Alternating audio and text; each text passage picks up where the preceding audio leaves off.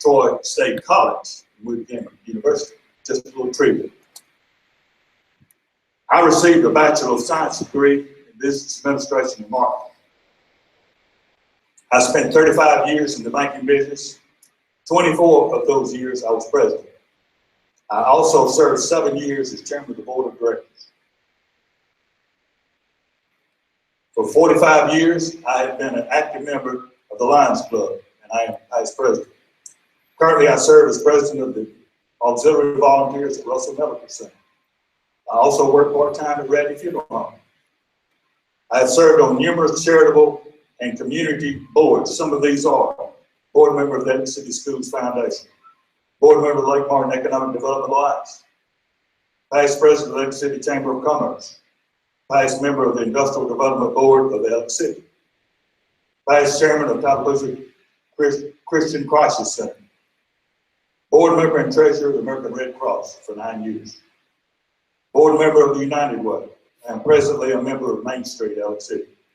If I am elected to the City Council District 1, my time is up. I will use my skills and experiences to serve all the people of Alexander City. I want to see this city become a shining star in the state of Alabama. I want it to be a great place for my grandchildren to live, a city we can all be proud of. Thank you for your time.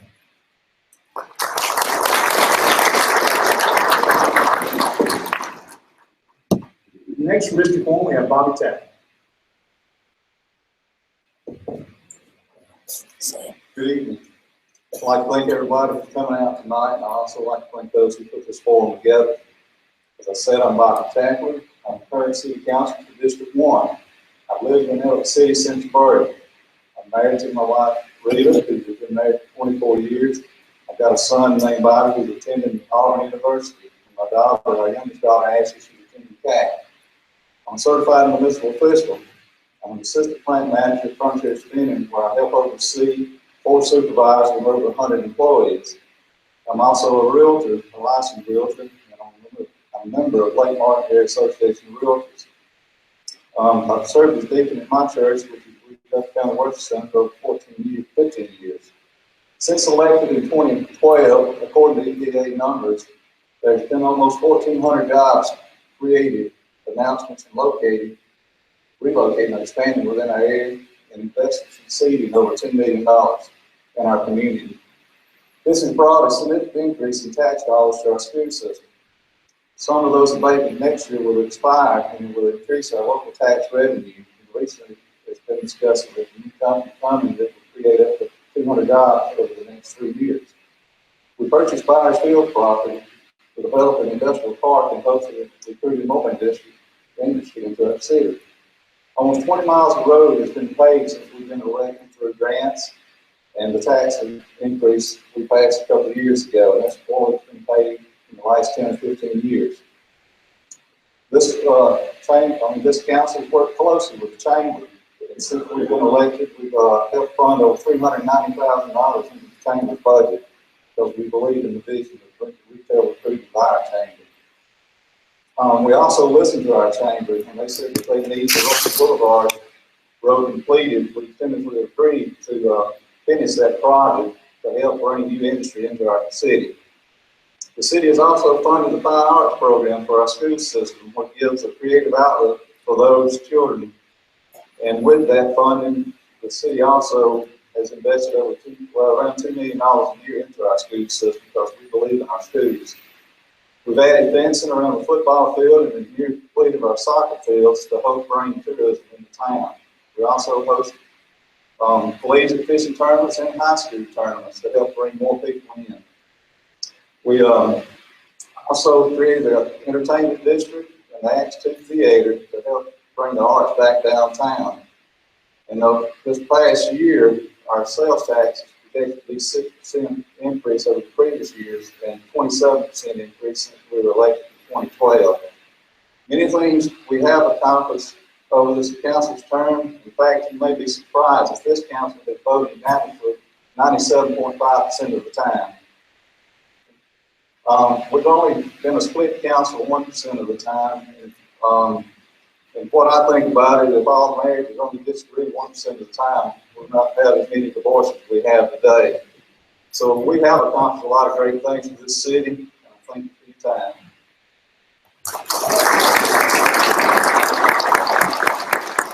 Next, District 1, we have Beverly White.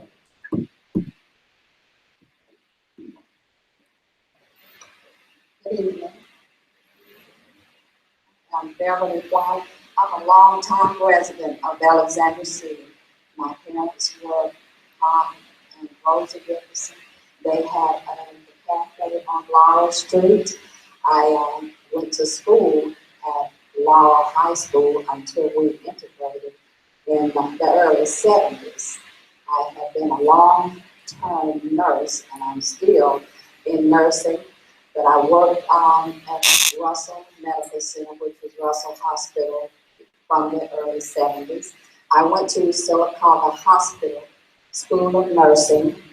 That no longer exists, but I was thankful that I was able to get there. I was the only African American in my graduating class, and I was happy to be there. All of my children work for Tuskegee University. I have 4 beautiful daughters. They all have degrees. My youngest daughter is a police sergeant in Tuskegee. So I'm just so thankful and proud of those girls. I have 10 grandchildren, and I have 4 great-grandchildren. So I am very interested in what has happened and what's going on in our city. I feel that I can make a difference. I believe that we've been progressive in this city because of the long-term things that I've seen. For instance, we have had a principal at the high school whose last name was Reyes. We've also had Miss Eva Fuller's community center, which used to be, it's at the Sportsplex now, but it used to be just a little bridgeway. And the children used to just get out of the way at her bridgeway at the Sportsplex. So now she has a community center. There is a lot that I have to offer from my district. I remember when the city council members from my side of town were appointed, and I can't remember exactly the names, but one of them, is my cousin. And so I know that it was important for this city to have a representation from the north side or over there somewhere. And so I feel that I can truly represent my community from District 1, and I'd be happy to do so. I am a person who is approachable, and I know that I can make a difference. Thank you.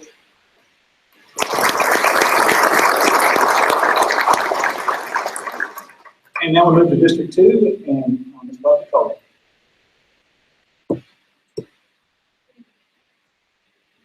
I am Buffy Coleman, and you notice I didn't say Aldrich. Very rarely do I use that name, even though it was given to me by one of my favorite aunties. I am running for City Council District 2. I would first of all like to thank CACC for giving us an opportunity to use this wonderful building tonight. I would also like to thank Tallapoosa Publishers for putting on this great event. I feel that District 2 needs leadership. I'm not opposed to anybody leading, but I feel that I have what I need and what the city needs to make District 2 the best that it can be. I feel that we are at a crossroads in our city, and we need to have people who are willing to stand up for all people in the city. We need people who are willing to sit down at the table of brotherhood and come together and be about the city's business, not about personal agendas. We should be able to communicate with each other. I am a communicator. I've worked at Russell Medical Center for the past 26 years in respiratory therapy. Yes, the same job. I've always been someone to help anybody and everybody. I'm a member of the Friendship Missionary Baptist Church in Alexander City, Alabama, and I do all I can in church. Anything they ask me to do, I do. I'm also a member of the Benevolence Committee there. I'm also a youth advisor. I am the oldest and only daughter of my mom, who is here with me tonight, which is a great thing for me. And I have 2 younger brothers. I think that my life experiences and the things that I've done in the past 49 years make me the best candidate for District 2. I'm able to compromise. I'm able to do whatever is needed to make sure Elliott City is a bright and shining star in the future. I am not a parent, but I am the parent to several children. You may have seen me picking them up from school, attending a softball game, attending a football game. I'm always out and about in our community doing what is needed to make our city better. Not for me, but for the children that will come behind me. And if elected, I will do all I can to make sure Alexander City stays and becomes the best city that it can be in this state of Alabama.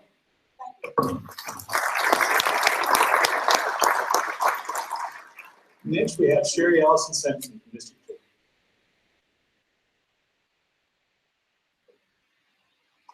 2. Hello, everyone. I'm Sherry Ellison Simpson. First, I would like to thank CAC and TPI for hosting this forum, and thank you all for attending tonight. I'm running for City Council District 2. I feel that I have the qualifications and dedication needed for this leadership position. I graduated from Troy, AUM, JSU, the University of West Alabama, and Argosy University. I have received a bachelor's in psychology, a master's in criminal justice, counseling, elementary education, library media, and leadership. I have an EDS degree in leadership and a doctorate in education in instructional leadership. I received National Board Professional Teaching Certification in 2005 and 2015. I've also received 21 hours of leadership training by the League of Municipalities. As for my work experience, I've served on the City Council for the last 4 years and as chairperson for Parks and Recreation. I have 21 years experience as a special education teacher and 7 of those years as department chair. I am presently employed with the Elliott City School System as a special education teacher.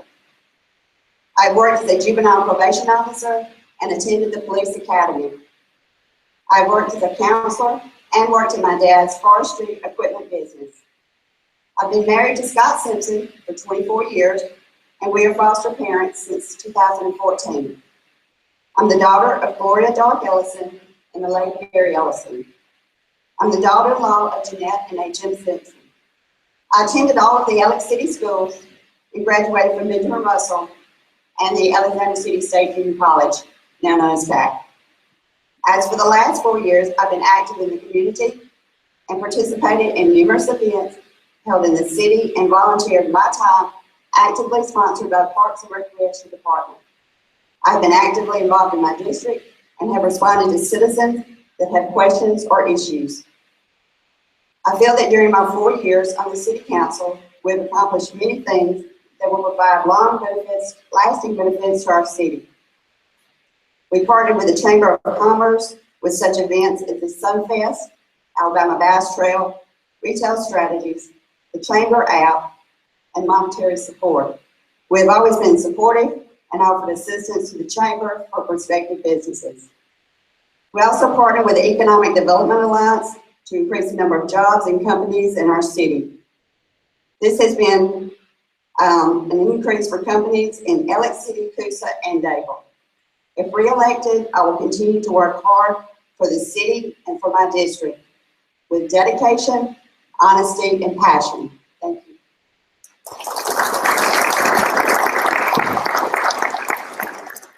Next, we have Jacob Meach from District 2.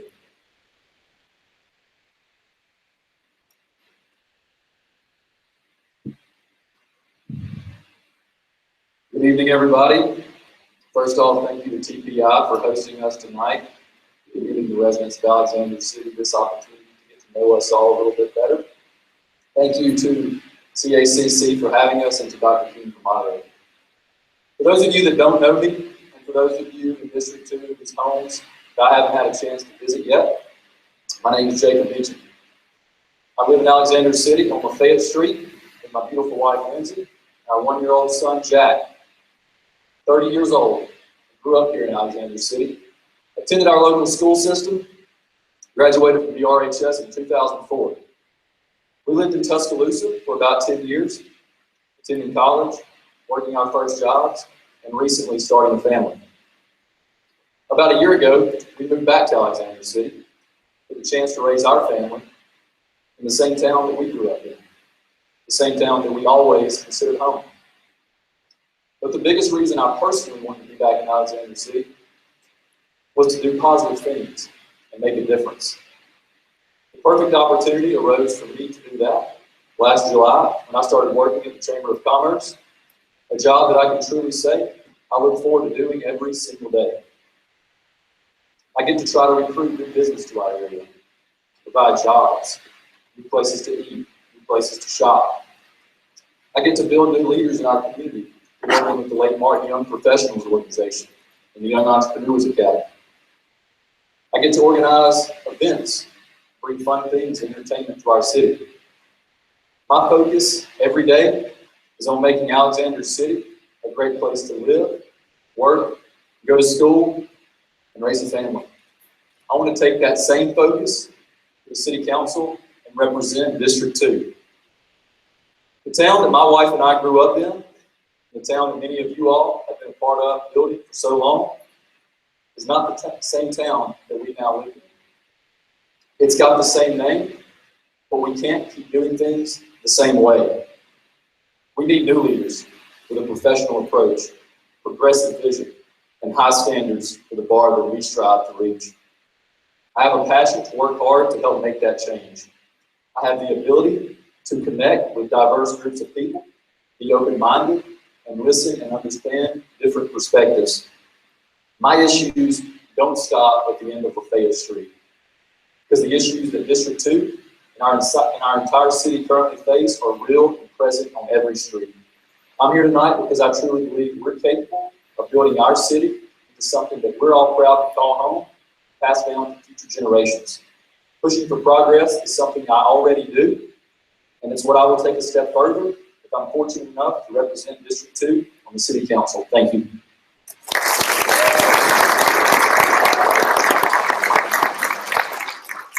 And our new District 3 Councilman, Scott Hardy.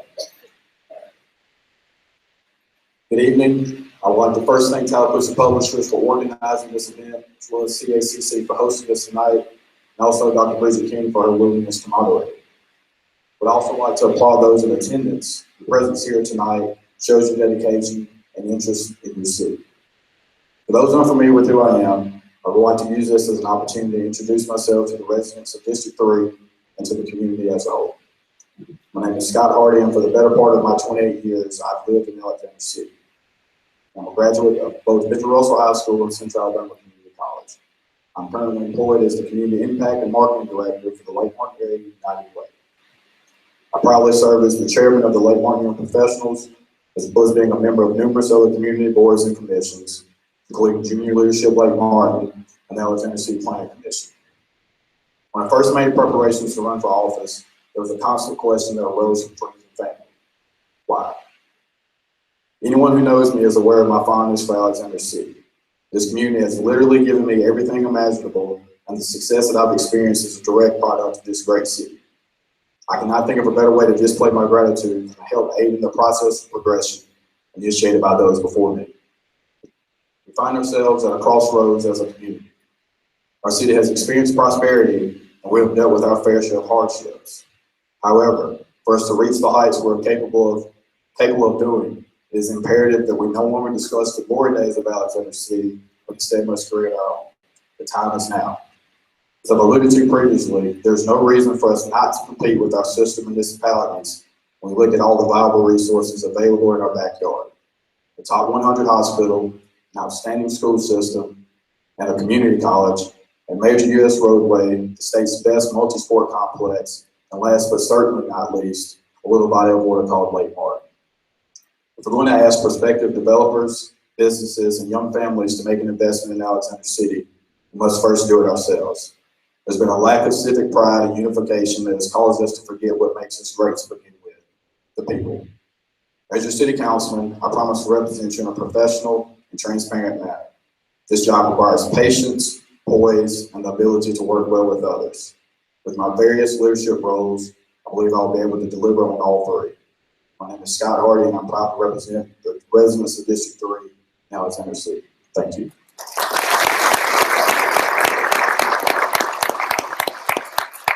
Next, Eric Brown from District 4.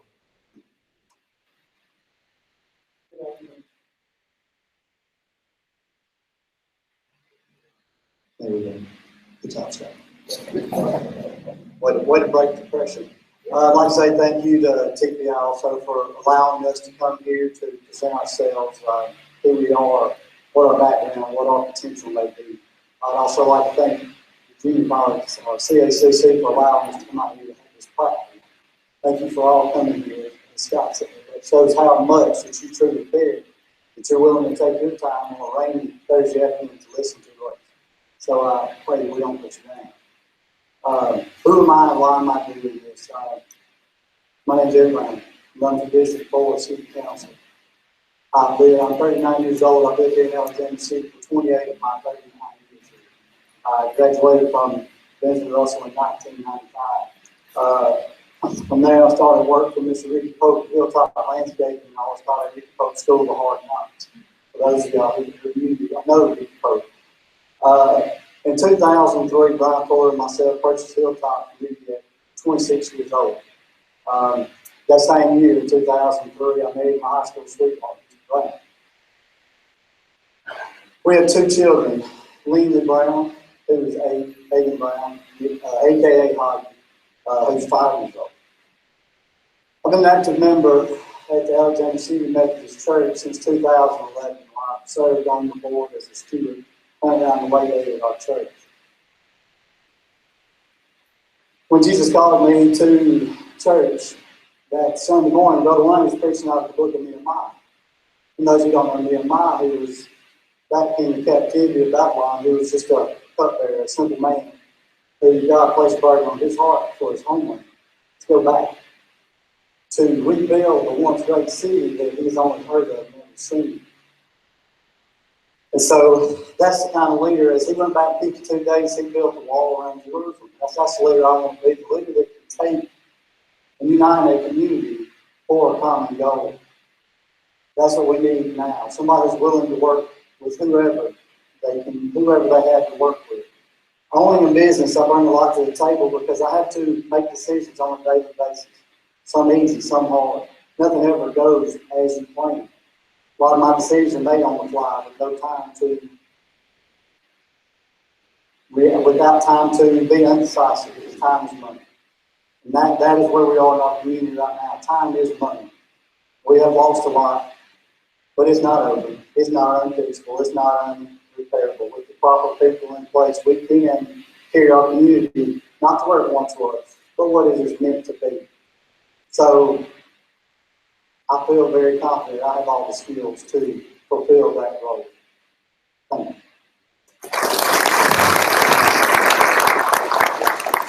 Next, Frank Tapper.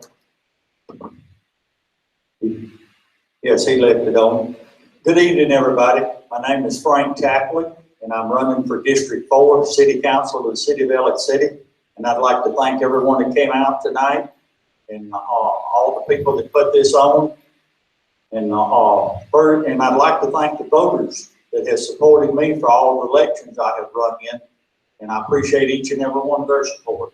I've been married 44 years to Betty Carlisle Tapley.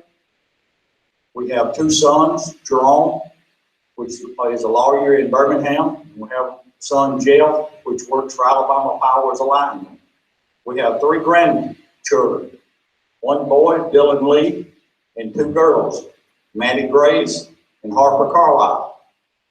And I presently serve as a deacon at Hillary Baptist Church, as an active deacon. I worked at Russell Corporation for 16 years. I did quality control for number 2 mill. I did air conditioning refrigeration for all of the mills at Russell. In 1985, I quit Russell and started my own business, Tapley Refrigeration, which I still own and operate today. In 1996, I was elected city council for the city of Elliott City and for District 4, and with a team of the mayor, city council, and the citizens and the employees of the city, we built the boat ramp down off of Coley Creek Road. We all worked together and did the Imagination Station playground with the help of the employees and all the city council and the mayor's corporation and all of the volunteers. was in that. And, because we thought the kids needed somewhere to play too, not just the voters. And I served 12 years as Tallapoosa County Commissioner for District 3. I've completed 50 hours of the Local Government Training Institute, mandatory for Alabama. And I'm also did 120 hours mandatory training for Alabama Institute. And I am a certified city municipal official. Thank you.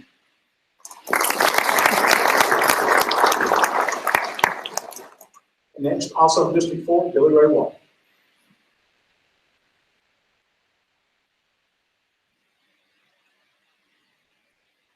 This is straight south. My name is Billy Ray Wall. I'm running for City Council, District 4. American from the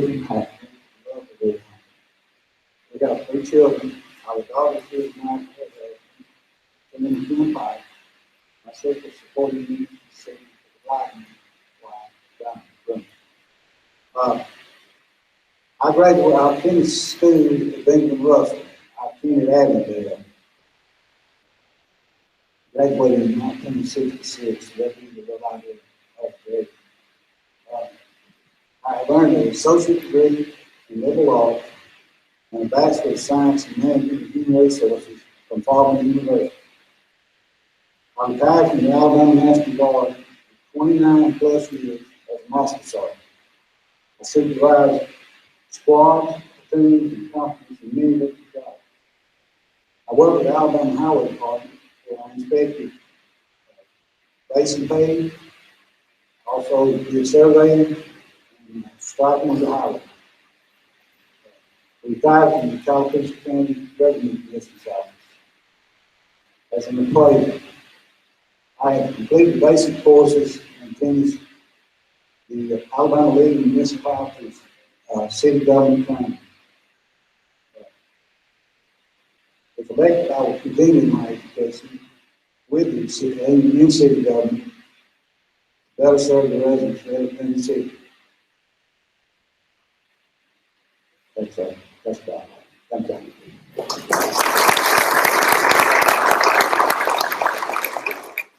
Next, I'd like to turn it over to Tommy Spraggins, who will be your new commissioner in District 5, Commissioner, City Council.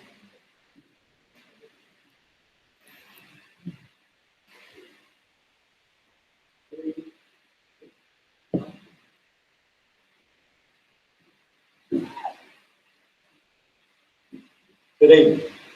My name is Tommy Spraggins, and I consider it an honor to serve as City Councilman in District 5. I was born and raised in Alexander City, lived here my whole life. I've been married for 36 years to Jennifer. We have 2 children, Lauren and Jill. Jill is married to Ryan Hill. We have a special grandson named Hudson. I was a product of the Alexander City School System, graduated from Regional High School, and went to Auburn University where I have a degree in business, undergraduate degree, and I have a master's in business administration. Upon graduation from college, I came back to Alexander City because I wanted to live here.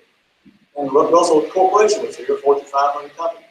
I was fortunate to get a job in the Information Services Department as a trainee. I worked at Russell for 36 years. The last 24 of those years was the Vice President of Information Services for Russell. In 2010, when the consolidation of jobs occurred, my job ended and moved to Bowling Green, Kentucky, and I chose not to do that. I wanted to stay in Alexander City. I was fortunate that Russell Medical Center wanted me to work for Russell Medical Center. So I've been there for 5 years and enjoyed that work. I have a passion for serving our community in Alexander City. My entire adult life, I've been involved in civic activities. Starting at 23 years old, member of the Kiwanis Club. I've been in many clubs, and I've worked in all leadership roles in those clubs. Matter of fact, I've been president of the Chamber of Commerce, Lake Martin Area United Way, Kiwanis Club, Colonial Alliance Club, Alexander City Schools Education Foundation, and the Gateway Education Foundation. Also a graduate of Leadership Lake Martin. I am a Christian, and I'm an active member of the First United Methodist Church. I've been there for 36 years. I've served in many leadership roles in our church. Chairman of the Administrative Board, Chairman of SPRC, Chairman of Finance probably 15 times. lot of good financial background there. I'm very fortunate at this point in my life to have been given this opportunity to use my experience and my leadership skills to serve the city council. I'm an honest person, trustworthy, a person of integrity. I will study the issues, I'll be open-minded, I'll do my best to make the best decision for all citizens of the city. There are two immediate priorities that I think we need to address. We've got to rebuild the trust and faith in our city government. I'm going to work to make that happen, providing unity between all the different parties. Second priority is to provide financial stability. We are a $50 billion business. We need to run our city like a corporate business. So we've got to have good financial controls. I've got a lot of experience implementing financial systems. We need solid, tight financial internal controls and checks and balances, where we know where every dollar is and where it goes. In closing, I place to you that I wake up every morning thinking about how we're going to make that city a better place to live, improve our quality of life. Thank you.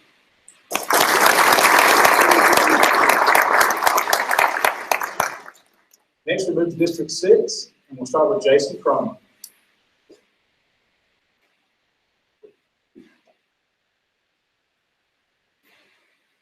Good evening, my name is Jason Cromer, and thank y'all for having us. We really appreciate it. This is an opportunity to, I guess, kind of get our vision about where we think the city should head. My name is Jason Cromer, and I'm running for District 6 seat. I'm 36 years old.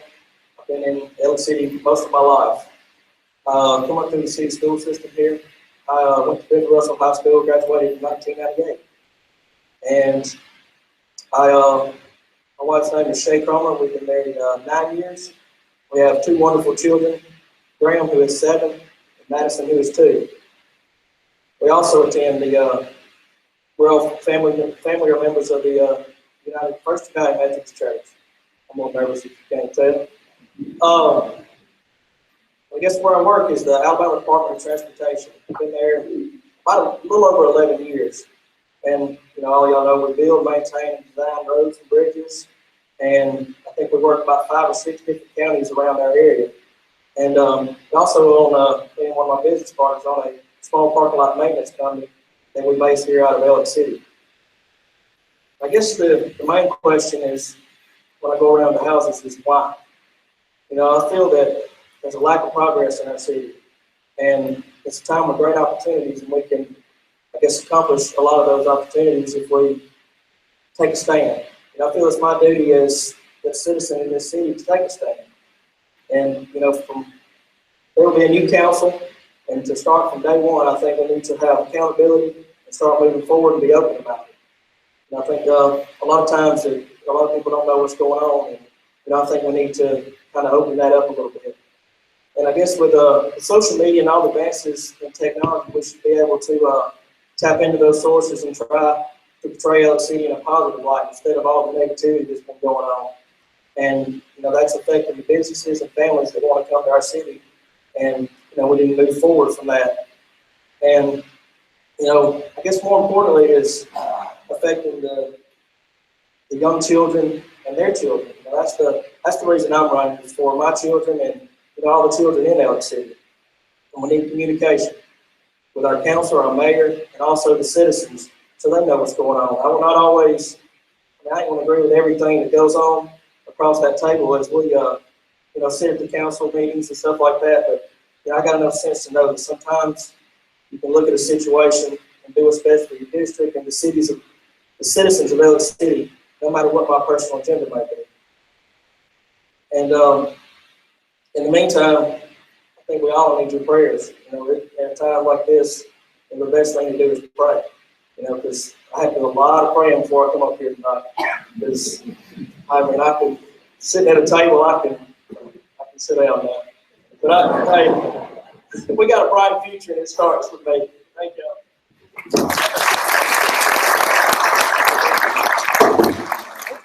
That's how you drop the mic and walk away, right? Just like that.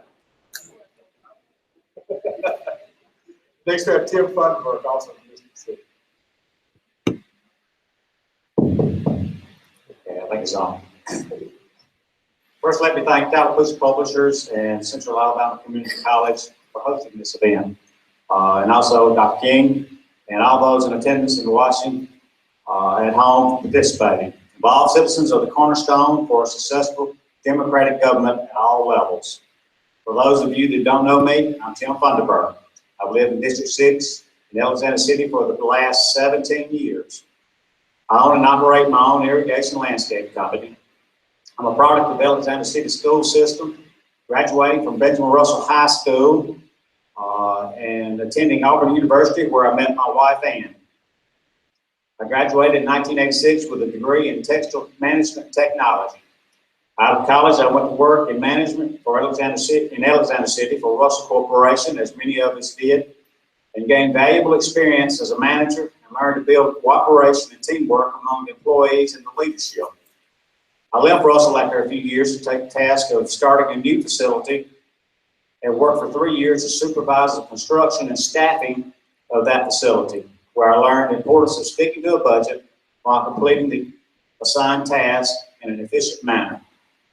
After working as a plant manager on 2 different textile plants and a stint as a technical salesman, I started my own business, mostly because I was spending too much time away from home, family, and the area I love. It's my love for Alexander City and its people that motivates me to seek this office. I believe the skills I've learned over the years can be used to help bring all the different groups and agencies in Alexander City together to work for a common goal of improving the quality of life for all our citizens. Despite all the recent negative publicity, Alexander City is still a great place to live. We don't need to tear it down and start over, as some have suggested. We just need competent leadership to get everyone involved and pulling in the same direction. There are several good programs underway that we need to continue to support. And by doing so, we can find opportunities for new programs to make Elk City more prosperous. Far too many of our residents are forced to drive to Auburn, Opelika, or Montgomery areas to provide a living wage for their families. I commend the previous administrations for bringing new industries to this area, but this is not the time to rest on our accomplishments. The city has to attract good paying jobs and keep their younger citizens from moving away. Strong, determined, and efficient leadership can lead Elk City into the future. The decisions we make today are the ones that will determine what Elk City means to our children and our grandchildren. It's time to make the right choices.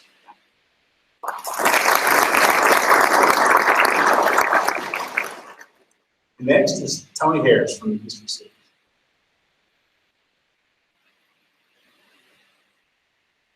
I would like to personally thank everyone for all the hard work you've done to have us tonight. And would like to thank everyone for attending tonight's forum. My name is Tony Harris, and I am seeking the office of Alexander City City Council, District 6. I count it an honor to be a candidate for this position. I am 50 years old, and I have been married to my wonderful wife, Sheila. This Saturday will be 28 years. We have raised 6 children in Alexander City. I had 2 small daughters when I met my wife, and me and her had 2 sons together, and her sister passed with cancer, and we raised her 2 children.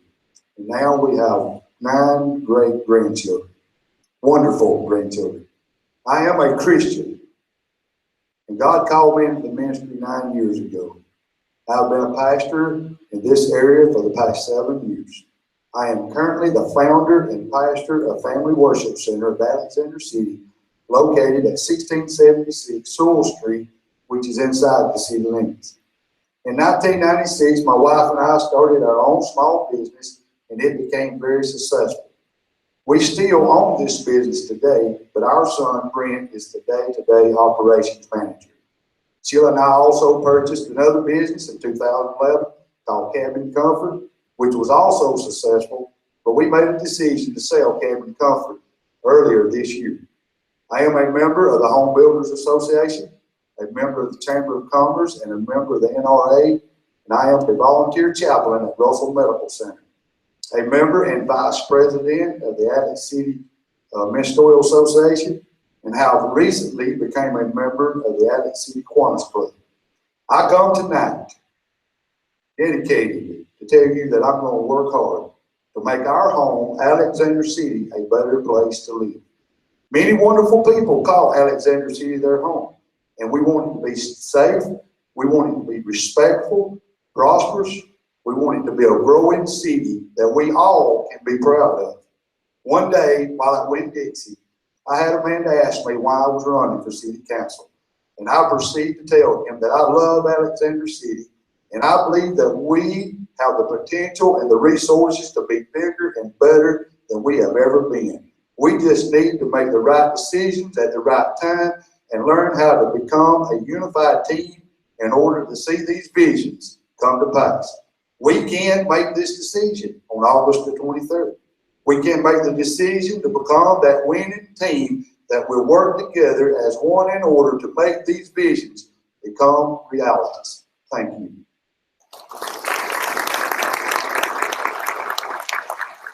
Thank you. We'll take about a 5-minute break. We'll start the questions when we came back. Anybody want to stretch the legs a little bit and talk a little bit? Take time to do that.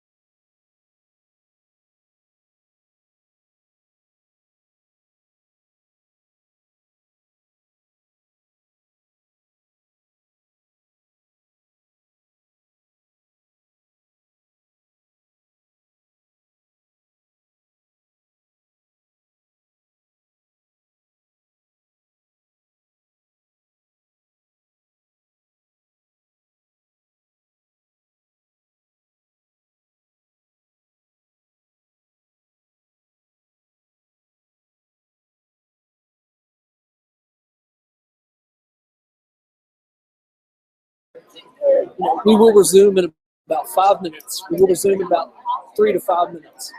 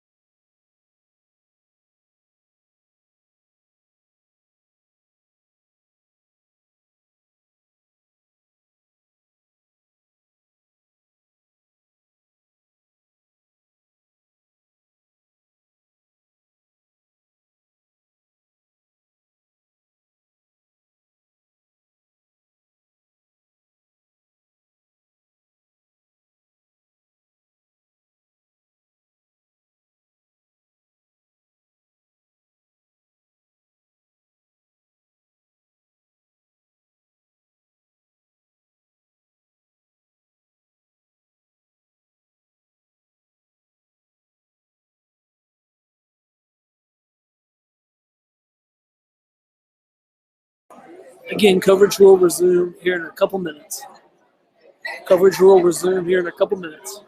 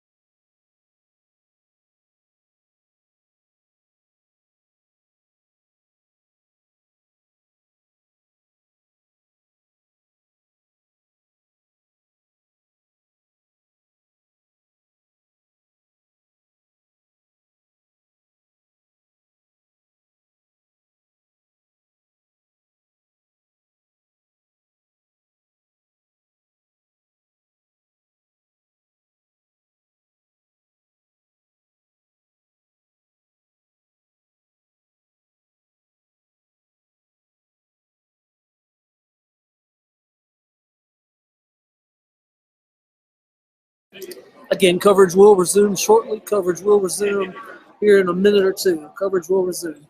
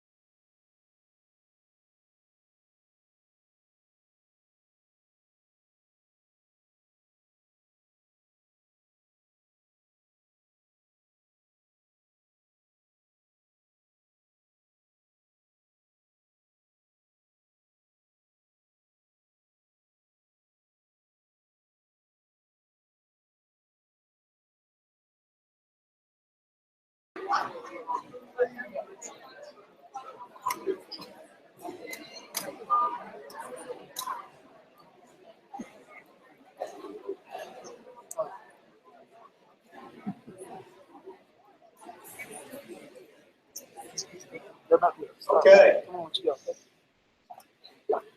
Now we're going to begin where it gets tough. You know, I think when I ask questions, it's tough. There's nothing like what this is going to be fun and all y'all. This time we're going to turn it over to our moderator, Dr. Rick King, who will start with District 1. And floor is all. Thank you, Rich. Would the presenting school district board please approach the podium?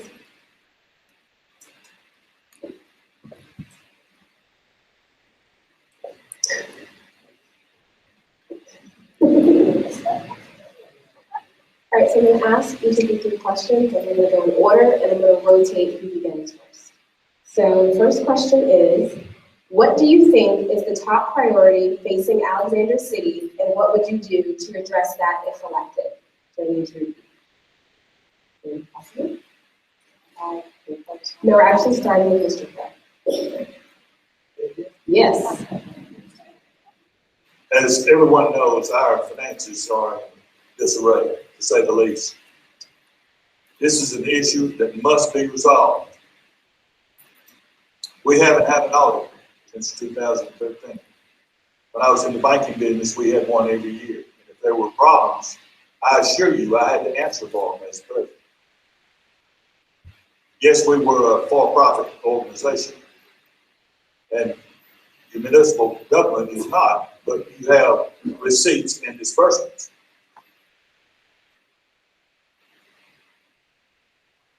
We don't know where our money is, apparently. How can we know where we are if we don't know where we have been? I think the plan of action would be to find some new leadership in the financial department. And that's as simple as I can put it.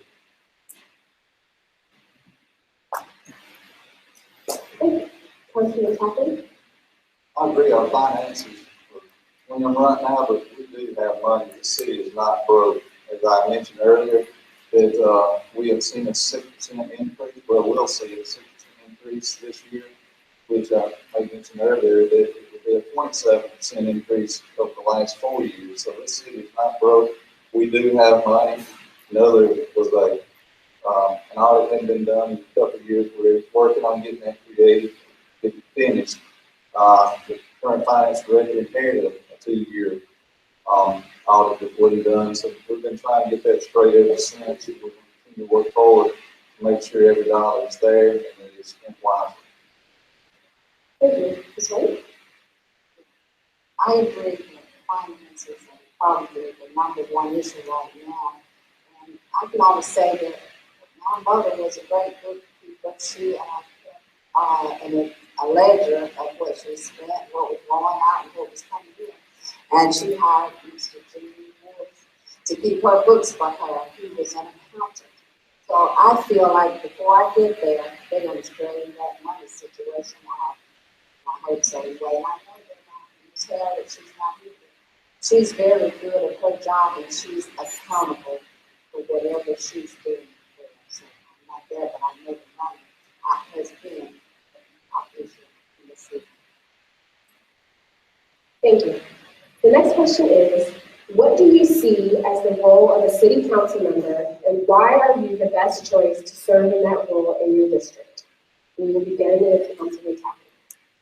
Role of the city council members, we're just over financing and properties. It's the mayor's job to do day-to-day operation. My thing that I do best, I've done city council for the last 4 years.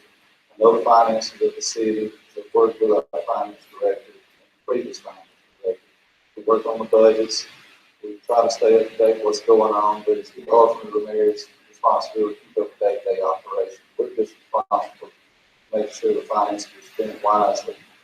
And just off the mayor's recommendation, approve the budgets based on the finances coming in.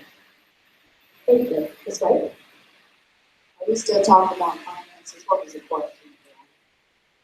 What do you see as the role of a city council member, and why are you the best choice to serve in that role in your district? Well, the role of the city council member, in my opinion, is to be open to the public. You know, transparent, accountability, be approachable, go to the meetings on Monday nights, and find out what the city needs are. I have to deal with District 1, and I know what they tell me that their needs are and what they would like. They want jobs, so they want more than $8 an hour. So, but I would be fair, and I would be accountable, I would be approachable, I would be there in a cooperative effort for the whole city, the entire city. Mr. Cook? Of course, the council is the legislative body of the city government. They have certain duties. They set policies, they approve ordinances, and they approve budgets. They don't necessarily set the budget, the process. That comes with the mayor, just like it's been spoken before. They determine the services that the city will offer to the public and the citizens. And they also have to be responsible for all of the municipal property. There's also another function. They have to appoint 6 people. They appoint the city clerk, they appoint the financial officer, they appoint the city attorney, the municipal judge, the fire chief, and the city police chief. I think until such time as we come together as a new group, we really not going to know where we're going. I hope and I pray that there will be an approved budget November the 1st. If I'm in the selected group, I will work diligently to work within that budget. But we have got to get this audit done. We've had auditors there for 6 months, and believe me, those fees are not cheap. Thank you. If I know. Yes. Okay. Great. The last question is specific to District 1. District 1 is a diverse district in population and in property. What do you see as your district's top needs, and how would you, as a councilman or woman, work to meet the needs of your district? Will you begin with this one? Well, we're a progressive city, and we talked a lot about Lake Martin activities. And I'd like to see a little more with People Rec Center and the Law Community Center. We had the Sun Fest not too long ago, and we didn't have any marathons running around the MLK over on my side of town. But it is a short street.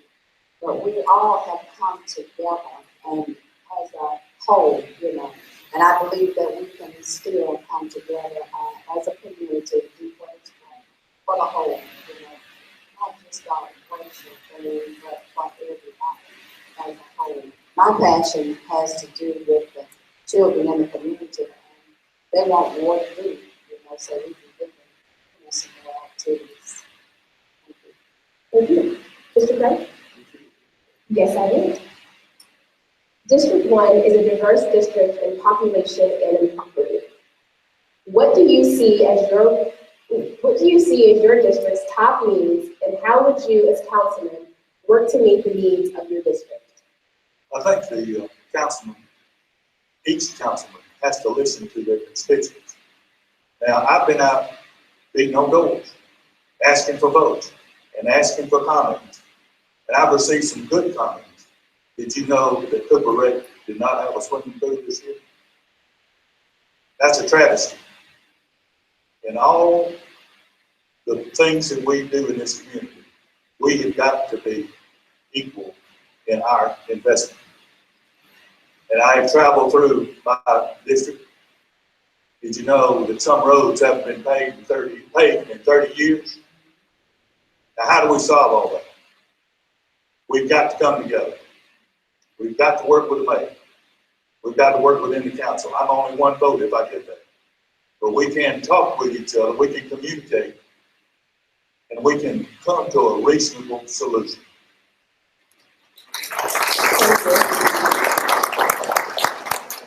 Councilman Patrick? Well, District 1 is 62% minority, and they are the majority voice in our district. I become a part of my district. I didn't just represent, I became a part of my district. And as Crow mentioned, yes, the Cooper Rec Center pool was down, but the parts it was going to take to fix the pool would take 4 weeks to get here. By that time, the pool would only be open for 1 week. So we made the decision that we would fix it next year to make sure that they get full benefit, because most of the pumps are only warranted for 1 year. So why would you fix a pump that's only warranted for 1 year for 1 week? So the decision was made not to do that, and that's the main priority, is to get that pool back working. If anybody stands up here and tells you that they can get your street paved they would be telling you a lie, because we as a council don't choose the streets that gets paved. That's the mayor's and the engineer's decision.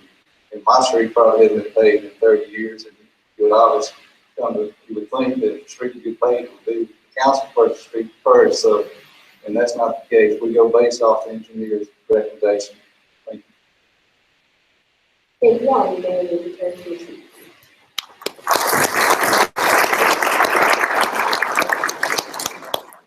For the candidates for District 2, please declare candidates.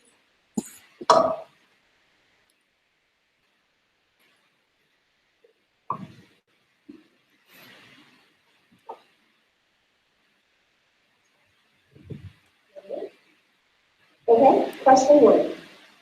What do you think is the top priority facing Alexander City, and what would you do to address that if elected? We will begin with Ms. Cole. Of course, everybody's gonna have the same question, finances. Our finances are not, we do not know what our finances are. And until we know what they are, what we do have, then we are actually just shooting in the dark. We must have a forensic audit. We must figure out if there is something wrong or if somebody has done something wrong. And if they have, we have to straighten that out. That's the only way you're gonna go forward. Not only, after that, we must make sure that within our city, we are collecting money the same way in a uniform action. It should not be you collected here, you collected there, you collected that way. We must be doing everything in an accountable manner, and we must all be working on the same page in the city.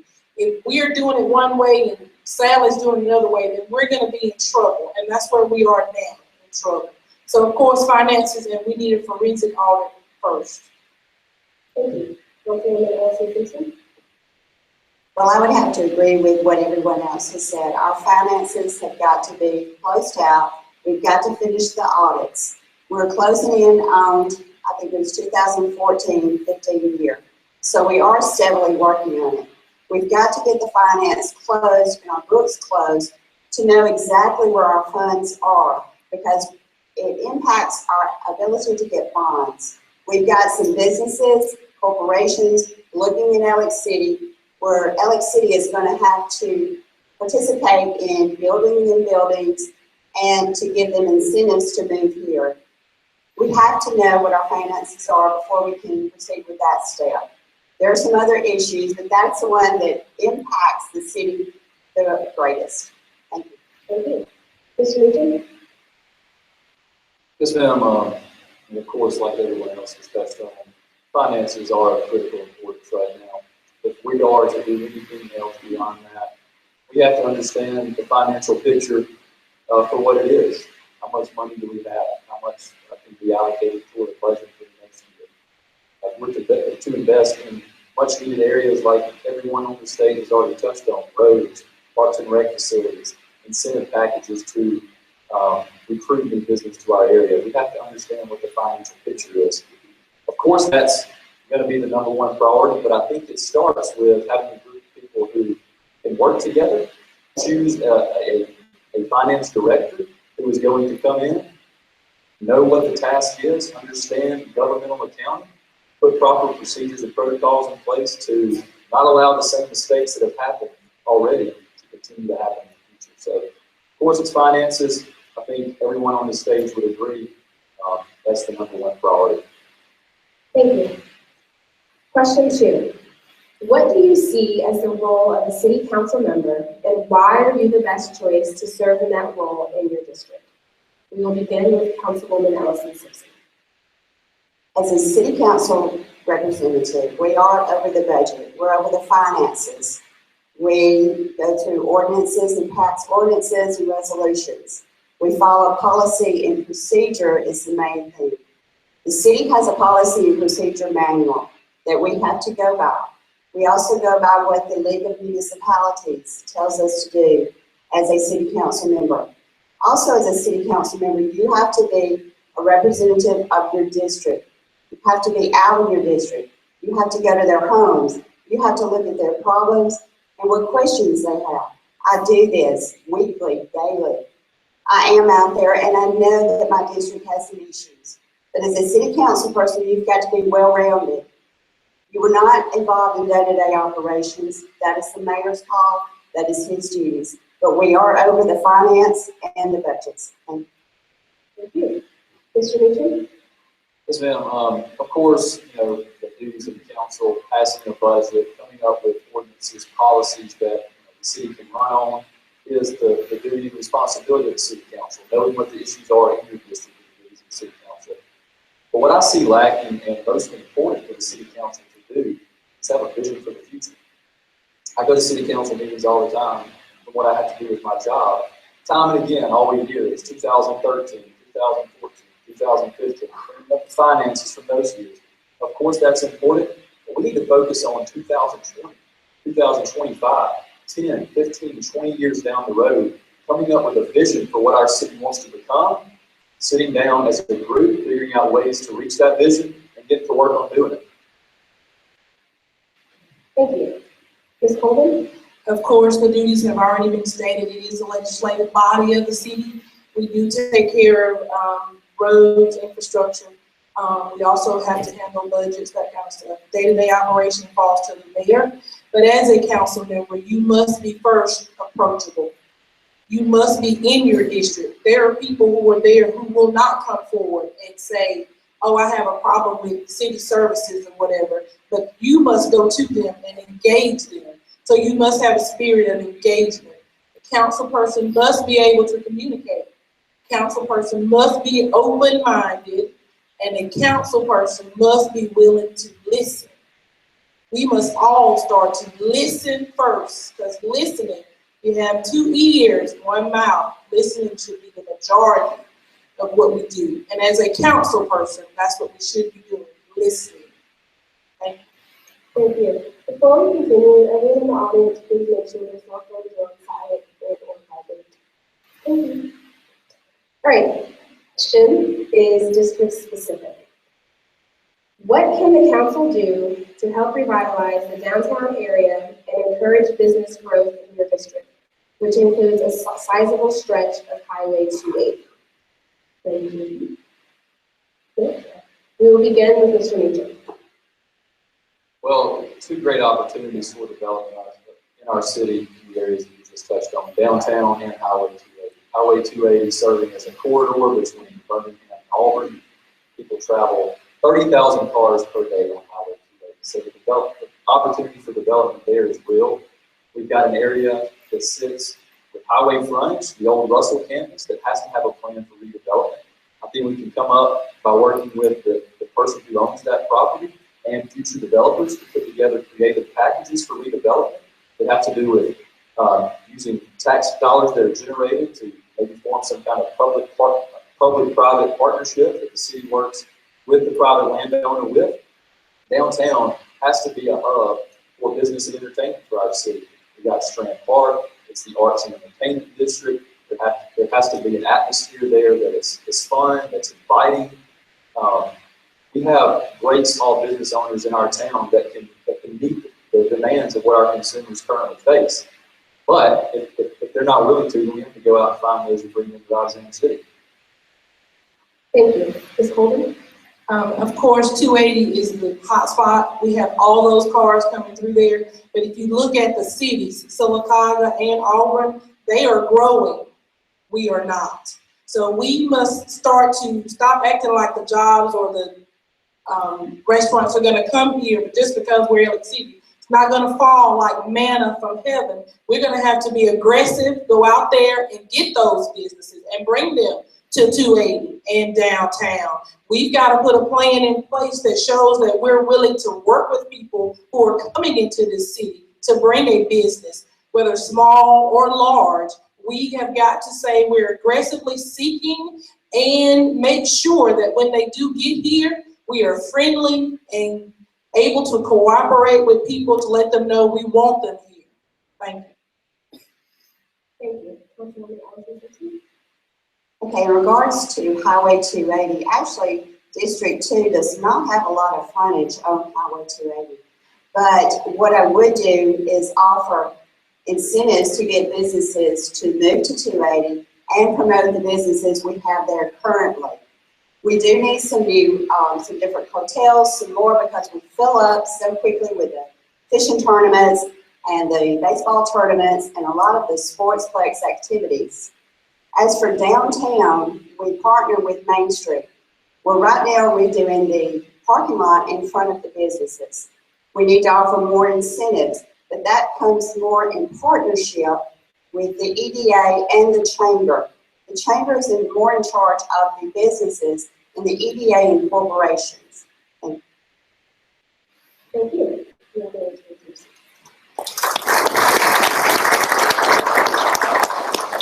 So the candidate for District 4, please push the podium.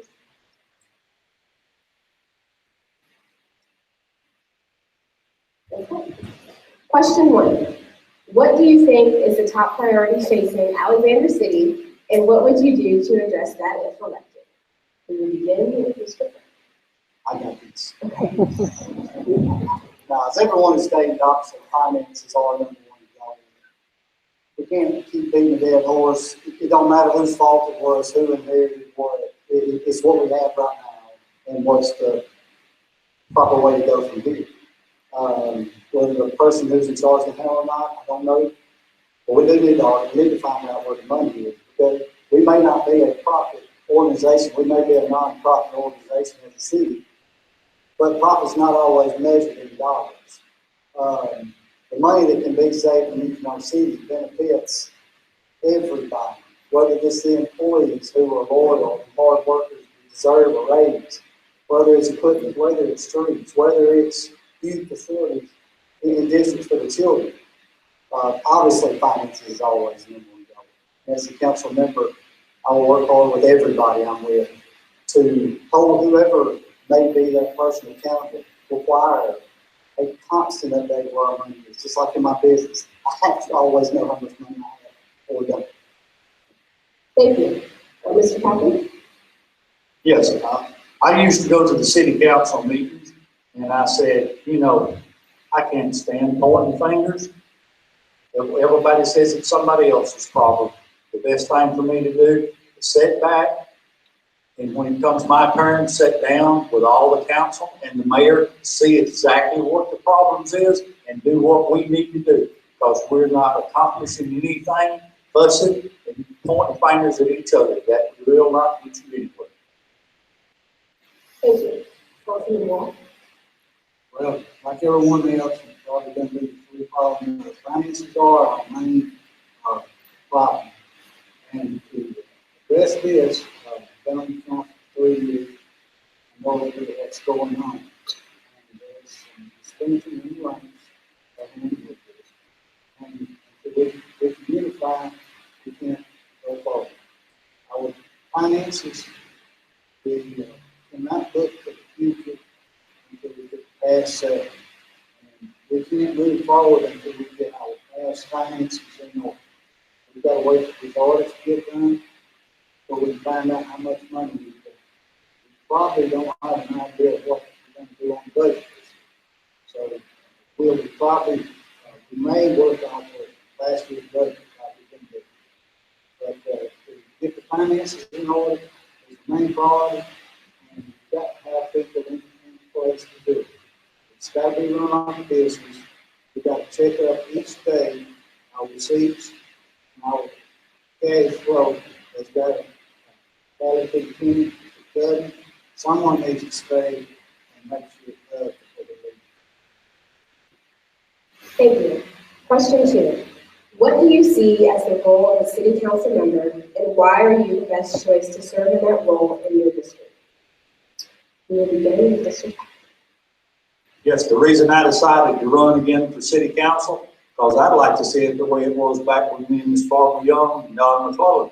We were one big happy family. We all got along. We've done all of our projects together, and we disagreed sometimes, but the next day it was over with. We was back doing what we needed to do for the best of the city. We didn't take anything personal, and I would just like to see it back that way again. I believe with my experience, being a county commissioner and being on the city council, that I can bring that back with the help of the rest of the council, and I believe we can all get back together and just straighten all this out. Thank you. Councilman Wall? Yes, sir. What do you see as the role of a city council member, and why are you the best choice to serve in that role in your district? Well, one of the things you need to do is make sure you got contact with people. You gotta let them know that if the problem arises, you're there to help them and address that problem. If you get something done about it, good. Then you got to make plans.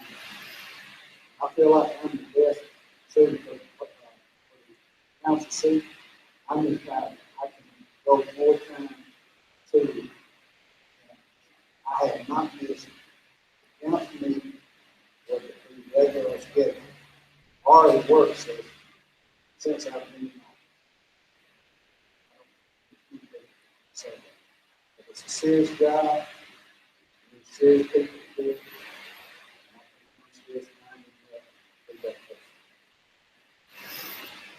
Mr. Wright? Yes, the council's duty. We hold the checkbook. We make sure that everyone's money is spent correctly in the right place by the right people. We have to get out into our district and we find out what our needs are, what the people who put us in this place to watch after them. What makes me the best person for that job may not have the experience as my patriots over here. But what I do bring to the table, despite what people think about landscaping, is not only just planting flowers and laying grass. It takes a lot of vision to do the type of job that I do at the scale that I do. People trust me to take multi-million-dollar homes and make them look as good as they work. It takes vision for that. You have to think outside the box to solve problems. And the one thing about problems that I say about problems, they're all the same. They have a solution. That's all you have to do. Look for the solution. Thank you. The next question is district specific. Currently, a computer program is used to decide which roads are paved from the funds created from the sales tax for roads. Do you favor keeping that method, or should each district get equal funding so that all residents see paving in their districts? Okay. We will begin with Councilman Wall. Yes, I'm in favor of keeping the computer program because it's an active program. The information on every street in every city is in that computer. It's proud of that. And another thing is, streets may be not paved because the underground utilities that have to be paved. You don't want to pave the street and go back up and make the people. Another thing is, the reason why you have to watch the cost. Asphalt costs are based on gas. So when gas prices are low, asphalt. So that we have to make sure that when they're low, that we're in that window that we have to pay. It's a very small one. And then we have to put the contract. So I think we need to stick to that program. Mr. Wright? Not familiar with it. That's kind of a little bit of a hard question to answer, not being familiar. But off the top of my head, I don't really despair to go that route. And I understand what Billy says, and if I'm in that spot, obviously we'll work with the city utilities to find out which roads, utility-wise, will need work. But I feel like the money almost needs to be split up district. You want to take the computer and plug in the district information to choose which streets inside that district. To me, that seems better because the computer don't look at people, the computer look at numbers. You know, numbers don't always tell what's actually there. So without saying, I would almost like to see split the money up, use the program inside the district. To me, that seems better. Mr. Captain? Yes, I've served on the county commission for 12 years. It used to be a district system where each district did the roads they wanted to. But that, you had some roads that should have been paved. You've got to do it by prioritizing. The engineer would go with the highway department and they would grade each road. If you don't go by which one's worse, you'll get everything messed up. You've got to prioritize the roads, don't matter where they are or who lives on them. Thank you, gentlemen. You may return to your seats.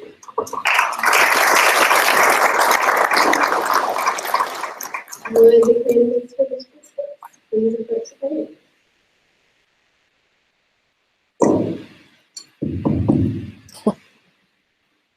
Okay, question one. What do you think is the top priority facing Alexander City, and what would you do to address that if elected? We will begin with Mr. Croker. So you want to talk about finances? No. No, everybody knows the elephant in the room. We need to get the finances. But I think there are a lot of other things that we need to do. Or from my district right here is, code enforcement, things like that. I think we need another code enforcement. I think there's a lot of situations in our city that, they could be enforced. It's not being enforced because, like we said the other night, I think the guy said that they didn't have enough time for the building. I guess it's the building inspector or whatever. They don't have enough time to do the codes. But, as far as my district, that's one of the main concerns is enforcing the codes because there's a lot of, grown up stuff going on around the city and, I guess things like that. Thank you. Mr. Thunderbird? Okay. As I've gone through the district, of course, the number one question on everybody's mind is finances. And that's the top priority. Everybody wants to know where our money is. It's not the city's money, it's our money. We want to know if something be going on. And I agree with the lady from District 1. I think we need to have a forensic audit. That's something that would take about 6 weeks. I don't know how long we've had these two audits in turn, firms that we have in there now working, but we'd like to already figured out that they had all the right information. Also infrastructure as well. I know we passed the sales tax, or the council members passed the sales tax this past term, and 0.5% sales tax. Just want to make sure that money was dedicated to strictly paving the roads. Just want to make sure that carries forward, and that's what the money is used for. Mr. Harris? Everyone you talk to in Alexander City is going to say finances.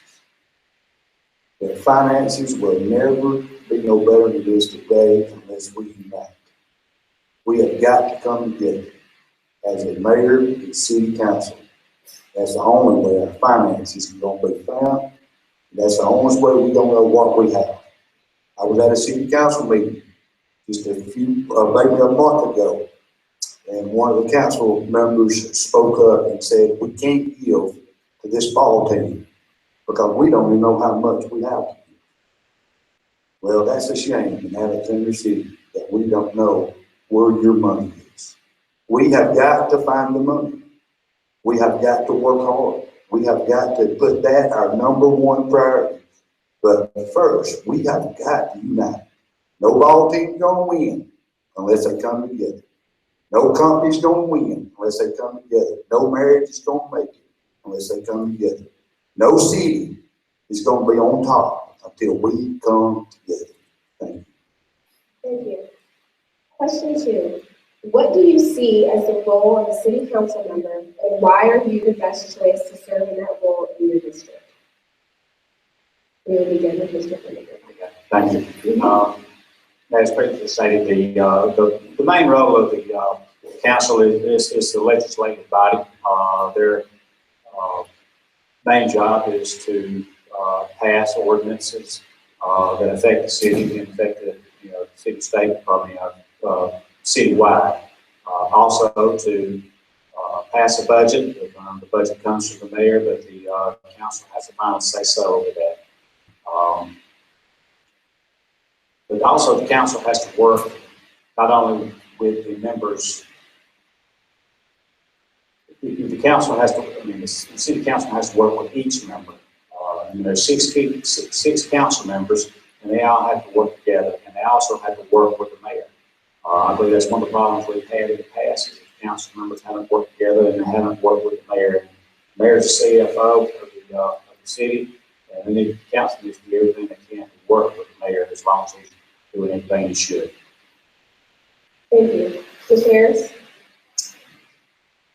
It's like everybody else said, it's our job to pass the budget. And my goal is to pass the budget on time. We don't have budgets passed on time. We've got to go back, if I heard correctly a while ago, to last year's budget to get our budget this year. Well, I don't know about your gallon of milk, but mine went up. I don't know about your loaf of bread, but mine went up. And our city employees' milk and bread went up also. We have got to take care of our city employees. They don't make enough money, and we can't give them enough money because we don't know where our money is. We have got to do better in budgeting our money. And I'm experienced with that. 20 years of being in the paint business, waking up on Friday morning, not knowing how I'm going to pay payroll and pay my expenses. But I've always worked hard. I've always went out there and got it. And I'll do that on the city council for that. Thank you. Mr. Coleman? We all know it's the legislative body of government here in the city. The most important thing, I think, is the council has to work together with the mayor and the citizens. You know, that's a big thing that we're missing is being able to work with our citizens and figuring out what their needs are and trying to get those accomplished. I really feel that I could do that. You know, I feel like I can work with anybody on this stage. You know, that's something that I guess is a great trait. You know, I'm able to work with anybody. I'm able to get along with people, and that's something that's hard to find these days. Thanks. Thank you. The last question is specific to District 6. District 6 has the largest amount of lake property in the city limits. Do you think that annexation or expansion of the city limits to incorporate more homes, which would enlarge the tax base and increase services to those residents, is a viable option for Alexander City? We will begin with Mr. Harris. I'm not going to say tonight that we need to expand our city limits. I've not really thought about that, so I'm not going to come in and say we need to. But it would bring revenue, of course, to the city, if that's what the city wants to do. I would be willing to look at that. I would be willing to work with the mayor, the other council on that. I'm open-minded. I'm not closed-minded to any issue that it's going to take to make our government in Alexander City work again. I'm open-minded, and I would look at the issue if it came up.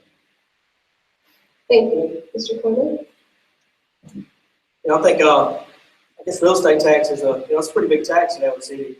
You know, I think we could look at that. You also got to think about the things that, you know, is the fire department going to be able to service those areas, the police service those areas? You know, are they going to be able to handle that? You know, I know it's a lot more. If they are paying city taxes, they're going to want all the services that we give the residents now that pay city taxes. And, you know, it's something we can look into for sure. Thank you. Mr. President? Ready? District 6 has the largest amount of lake property in the city limits. Do you think that annexation or expansion of the city limits to incorporate more homes, which would enlarge the tax base and increase services to those residents, is a viable option for Alexander City? I think very much it's a viable option for Alexander City. I know our utility departments, we have a great utility department, and I think we could expand the services to those communities and bring revenue in from expanding the city limits, if that was available. And one of the things you mentioned a while ago, from the other section I wanted to talk about was the road services. As far as I know, in Area 6, the only road been paved in the last several years has been Dean Road. So I would be in favor of pushing to get some roads paved in Area 6. I know we're all members of Area 6, but that's the biggest question I have when I go around house to house with some of these roads, especially Raintree, hit the tar and gravel 30 years ago. That's the last thing I remember being road. That's the last thing I remember being done down there. Thank you, gentlemen.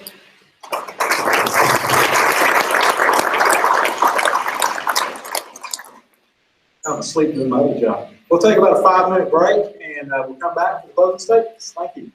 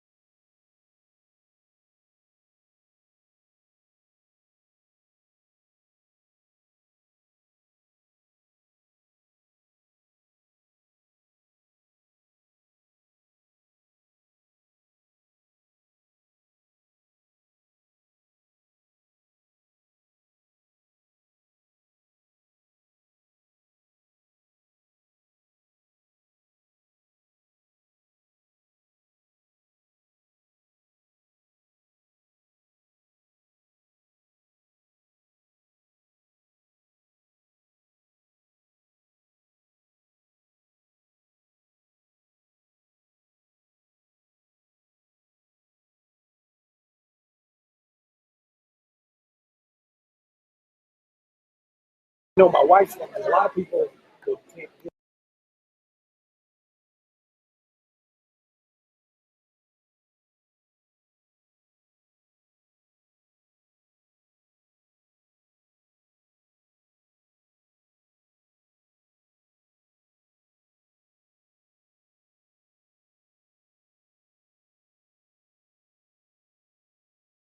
I'm gonna have, for this last, we'll have 3 minutes each for each candidate, start again with District 1, and work our way through. We're gonna turn it over to our moderator to, kind of.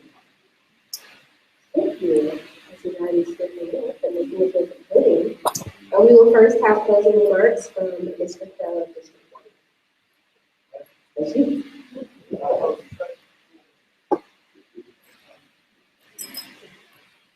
Before I go any further, I must apologize for not thanking Kenneth Boone and TBI. Everyone else did, and I'm the one who did. So Kenneth, please forgive me, and thank you, CACC. This is a great venue, it's been a great evening, and thank you, Kenneth, for putting this forum together, and you too. Thank you. My closing statement starts with, first, I would like to say to the people of District 1, that if I had not made it to your home, I am working my way there. Previous commitments and the weather has kept me from doing that. I had to slow down. I want to touch on something that Brother Harris over here touched on briefly, and I think it's really essential.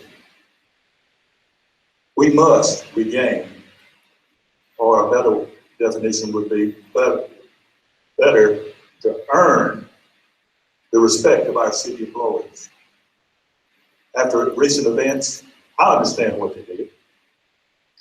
Our staff at the city hall and other departments are our biggest and best asset for Alexander City, and they need to be treated with respect. We don't need what we had experienced recently, and that's all I'll say about that. With my business and professional background, I feel that I am the best choice for the City Council District 1. I pledge to work harmoniously with the mayor and all the city council to turn Alexander City into a positive direction. I will make sure that the council is transparent and accountable to all the citizens of Alexander City. This is my home, ladies and gentlemen, and I want to see it prosper. I would like to see Alexander City as a destination point for tourists and new businesses. In recruiting new businesses in the industry, we must not forget our existing business community. Statistics show that in our country, the USA, small businesses provide the bulk of new jobs. That's a fact. It behooves us then to provide healthy, strong municipal government that supports local entrepreneurs, small corporations, partnerships, etc. I can't change Alexander City by myself, but working together with all the council members and the mayor, I believe we can make Alexander City a great place to live, work, and play. I ask you to vote for Steve Grove, Council District 1 on August the 23rd. Thank you, and I pray that God will bless Alexander City.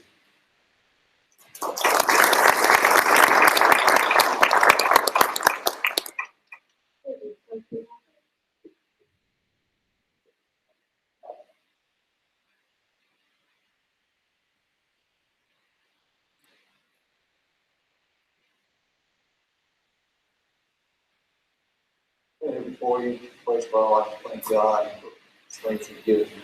My favorite Bible verse is Philippians 4:13. I can do all things through Christ who strengthens me. And I stand here today by the strength He has given me. I wouldn't be where I am if I didn't have Him in my life. One of my jobs is a realtor, and my business is selling Alexander City. I'm passionate about Ellicott City. I love Ellicott City, and I work every day to sell this city. I always try to turn a negative into a positive. Just today, I was hit up with, what do y'all got going on in Ellicott City? Y'all want me to use again. So instead of getting down in the dumps with them, I just said that's another way we can improve tax dollars in our city. We get to use to come here. Don't like them here for that, but we might as well get them to spend money while they're here. But as I mentioned in my opening statements, there's many good things that have been accomplished over the past 4 years. I feel I've represented District 1 honestly, with integrity. I've not only represented my district, I've become an active part of my district. If re-elected, I will continue to do my due diligence to make wise decisions. I've always voted for what I believe is best for my city and my district, and not off emotions or personal beliefs. I'd much rather be criticized for doing what I believe is right than praised for doing what is wrong. Last, I want to thank my family, friends for supporting me. Thank you, District 1, for making me feel welcome everywhere my feet can touch the ground and has carried me. Most of all, I want to thank God for using me to continue to serve this city that we live in, and I call it a great city and home. I'd like to ask God to continue to bless you, bless this city, and bless this country that we live in. And I'm asking you for your vote August 23rd. Thank you.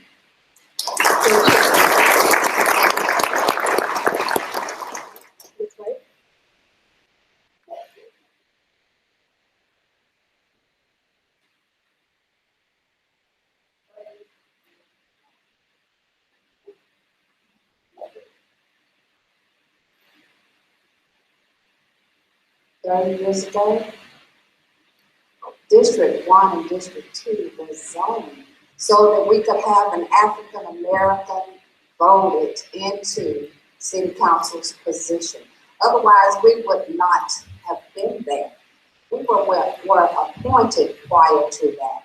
So I'm here in District 1 because there is a majority of my people who can vote me in, and I'm appealing to my people. Please come out and vote for me, because I have a track record of standing up for our people. I have been, as I said, passionate about the high school. I am the founder of COPACE, which was Concerned Parents for Academic and Community Excellence. That was a cooperative effort between me and others in the community with Dr. Donway at the high school. We've done a lot of positive things as far as changing the name of Nathaniel H. Stevens School. We got that done. The original MLK committee came from me and my people that helped to organize it at that time. So when we think about the utilities that someone has mentioned, well, they probably, some of the people that I know, because I had a lady tell me not too long ago that her power bill was more than what her house valued. And so I would like to see our people, the elderly people, at least get prorated so that they can pay that bill, you know. And also the parks and recreation in our side of town, we have a pool. I have 3 lifeguards in my family, my daughter, my son-in-law, and their son. So that could not have been a problem getting somebody as a lifeguard.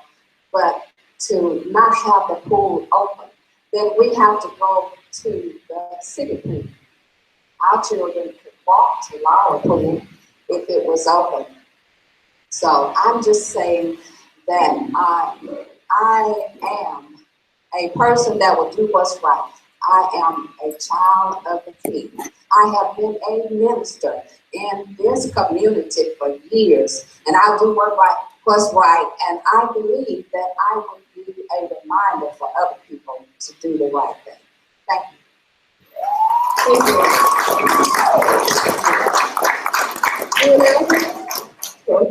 We will now hear closing remarks from the candidates from District 2, beginning with Dr. Colvin.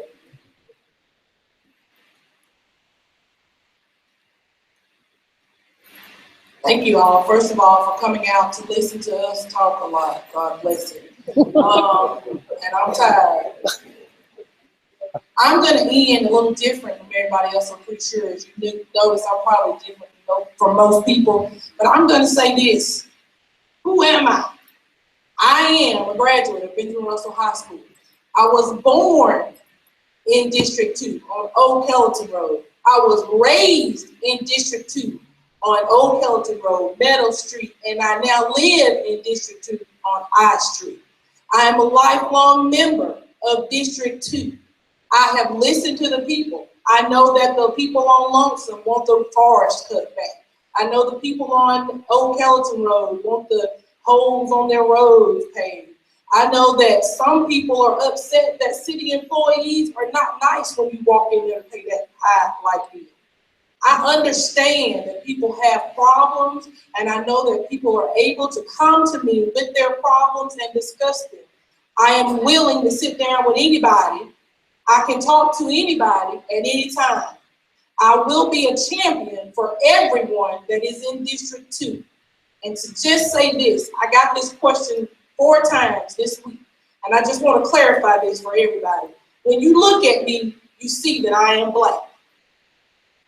I was born black. Didn't change it, can't change it, wouldn't change it. But I want you to know that somebody asked me, am I a Black Lives Matter champion? First of all, I'm a Black Lives Matter person because this Black Lives matters to me. My mother's Black Lives Matter to me. My brother's Black Lives Matter to me. But before I was black, I was human.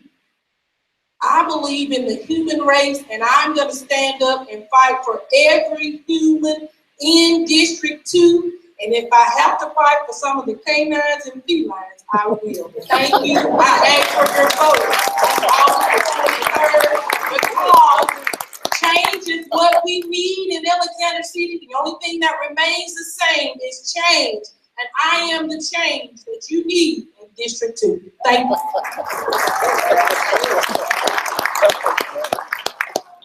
Councilwoman Sherry Ellison Simpson.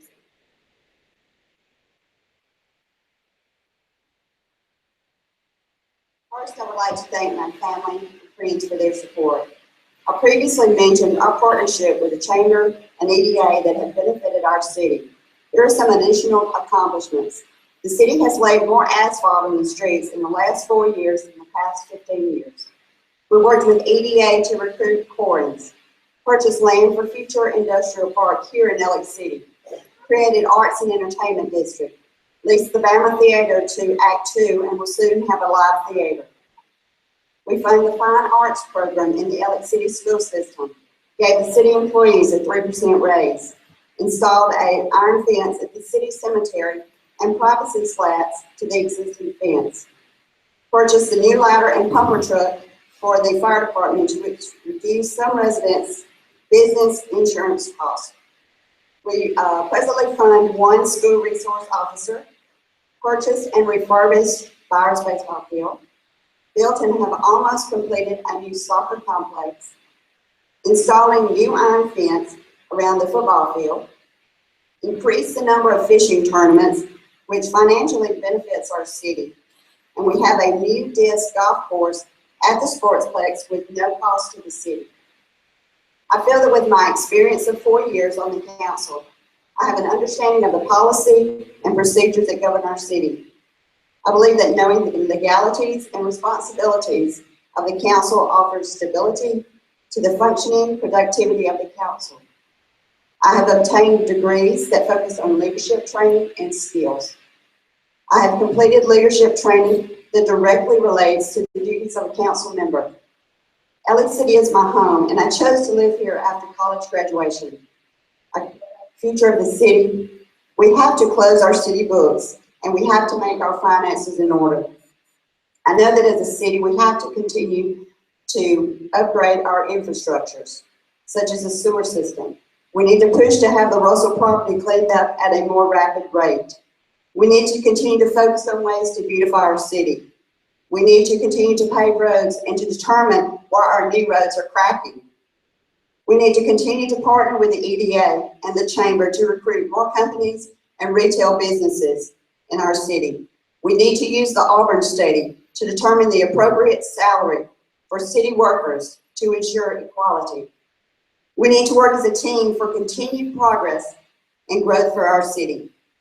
These are some of the areas that we need to continue to work on in our city. I am asking for your vote on August the 23rd. If I am re-elected, I will continue to work hard for the city and the citizens with dedication, honesty, and passion.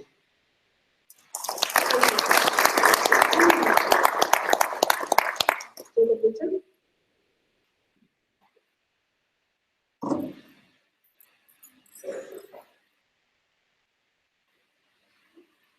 As I said in my opening statements, I have a passion trying to make Alexander City, for us all, a great place to live, work, go to school, and raise our families.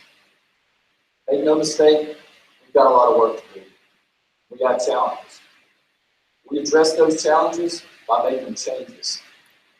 I can bring the focus, I can bring the professionalism, and I can bring the creativity that we need to reimagine what our city can become. And I can help bring the change that we all know we desperately need. We have to clean up our neighborhoods by enforcing codes and ordinances. We have to try to attract diverse industry with better paying jobs. We need better retail shopping, restaurants, places to spend time with our friends and family. We have to invest in infrastructure, parks and recreation, arts, entertainment, and other cultural offerings that enhance the quality of life for every citizen of Alexander City. We have to support our local schools and make sure that we're doing all we can to provide equal opportunity for every student and make sure that they're taking advantage of the opportunities that are already in place to help them succeed. We have to build our community for the future. We have to hold on to the young people that we do have, try to attract more young and talented people to put down roots in Alexander City. Without that, we can't grow. We need vision. Think about these things. An ideal location along Highway 280. Great schools, a community college, top-notch healthcare, one of the South's most pristine natural resources in Lake Martin, an amazing state park in Wind Creek, a beautiful and historic downtown that can be a hub for business and entertainment, great parks and rec facilities, multiple industrial parks at our disposal. That is Alexander City. The great people are what make our city great. Those are the things that can help our city grow and help it become the city, the thriving city that we all know and need it to be. Do we have some obstacles to overcome? No doubt about it. But by working together, with a vision that we can all unite behind, and working with the best interest of the entire city in mind, those things are very attainable. And visible progress is as well. I'm not standing here making promises. All I can promise to do is to be honest, work hard, and be transparent with everyone. As I've already said once tonight, my issues don't stop at the end of my neighborhood. I will connect with the people of District 2, understand what's important to you, and carry that forward as your representative on the City Council. On August 23rd, vote for change, vote for progress, vote for Meacham. Thank you.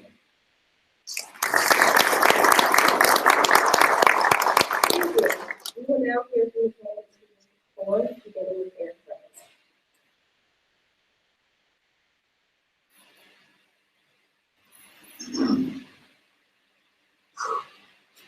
Why vote for me? As I spoke a little bit earlier on in mind, being a leader. That is a passion of mine. My passion for being a leader, not just a leader, God, a leader.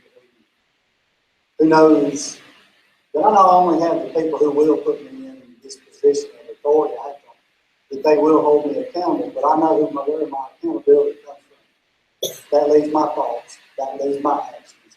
That leads every decision that I make. That's not lip service. That's who I am. I am willing to work with whoever God may choose to put in place for me to work with, whether it be the mayor, whether it be the council. God has given me the great gift of having vision. With my work, I have to think ahead. Not only right now, not a week ahead, 2, 3 years in advance. Designing the yard, you have to think long term. Will it ever be a problem? All these skills that God has given me for my job and I'm living, I will carry this town. I care about how this town looks because perception is reality, not just financially, not just infrastructure. Well, I guess infrastructure, the beauty of our town is infrastructure as well. When we're trying to recruit business, they're going to look at our town. They're going to see these are high-paying jobs we're trying to get in. They're going to look at our town. We have to work on that as well, not just the streets, but also the people.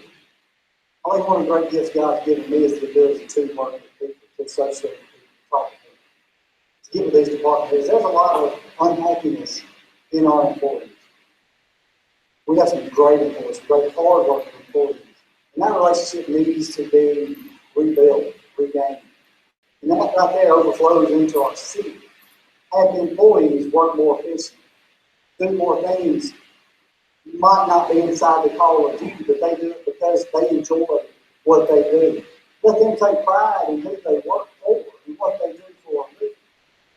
So, what do I bring to the table? I bring all that. There's so much more I want to say, but 3 minutes is not enough time. So, if you would be so willing to place me in that position, I will show you what I can do.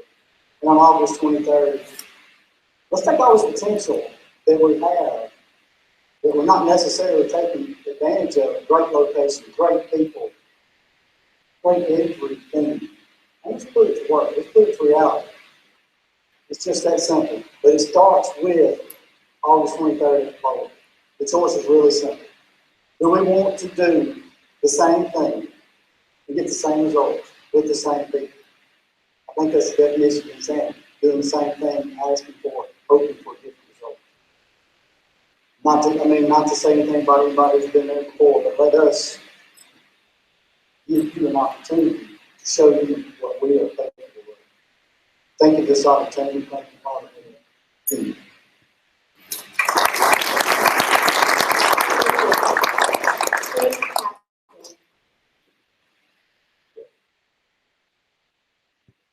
Yes, first thing I'd like to say, the reason I'm running, I love Elliott City, and I would like to do my part to make Elliott City the best city it could be. And I wasn't going to tell this. I had called Miss Barbara Young the other night, and I said, "Do you remember that time you made that comment about me on the front page of the Outlook?" She said, "Yes, and I don't care if you tell it." And I said, "Well," I thought about it, and I said, "You know, that might embarrass her. It might really embarrass me," but she told me a while ago now that she didn't care, so I'm going to go ahead and tell you. We were down at the boat ramp when we was trying to get that project took care of, and the Outlook person said, "Oh, what do you think of Mr. Tackler?" She said, "He ain't nothing but a gadfly." They said, "Well, what is a gadfly, Miss Young?" She said, "That's that little fly that gets on bananas. Every time you run him off, he's right back and said he won't quit." So at least that's what she thinks of me, or anybody else does, and I appreciate you, Miss Young. And schools. Schools is a very important thing. When I was on the city council before, Don McClellan was talking about a scholarship fund out here at the junior college, and he said he had started one for his daughter that had passed away. So I said, "Okay, I'll get up a bass tournament. I'll help you." And talked with Miss Young. She was willing to help. We didn't do this on city time. Some of the employees, they said they would be willing to help. We made up over $10,000 for about 4 years in a row to go into Leanne McClellan Scholarship Fund to help our kids go to the junior college. And like I say, I'll go out my way to do my part of what it takes to make Elliott City better. And I'll make the promise that I'll do everything that I can to do a better job than I did in '96. And that is going to be a tough promise right there, because me and Miss Young, we was out there hustling every day. And I appreciate everything she did. And I work with the mayor, the city council, to do my part, District 4's part of getting everything to run smooth. And you have to have everybody. You've got to have the employees, and you've got to have the council. You've got to work as a team, or you won't get anything done. And then I'm probably the only one up here. I won't take any campaign funds, because I won't. When a person asks me about a problem, I don't want him to think somebody is giving me a campaign fund, and I'm going to be treating him different than anybody else. And I'll tell him up front. And I also brought a copy of my report if you want to look for yourself. That's just something I will not do. And I'd like to thank each and every one of y'all for coming out. And God bless Elliott City. And God bless America. And vote Tackling August 23rd. Thank you.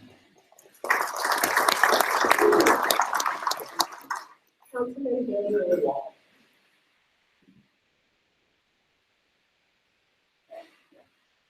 Frank, this is my second campaign. I have taken the campaign. Okay, I've been a councilman for nearly 4 years. You know how I vote, you know my integrity, you know what I stand for, you know how I represent you. I would appreciate your vote. That's all I'm going to ask about that. I've got one other thing to address with. It's voting.